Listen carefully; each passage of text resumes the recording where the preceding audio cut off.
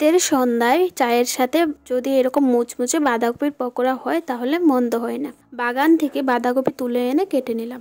এবার এতে দিয়ে দেবো চালের গুঁড়ো, ময়দা, কর্নফ্লাওয়ার, রসুন কুচি, লঙ্কা কুচি, পেঁয়াজ কুচি,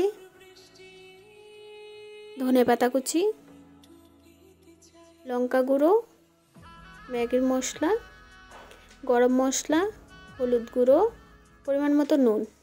এবার সামান্য পরিমাণ জল দিয়ে মেখে নেব।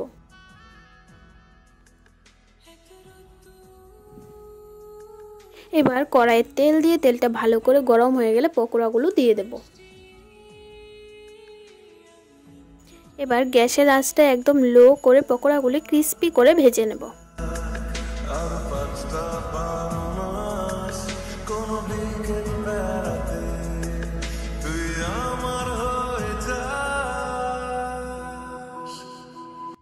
পকোড়াগুলি খেতে খুব অসাধারণ হয়েছিল, একদম ক্রিস্পি।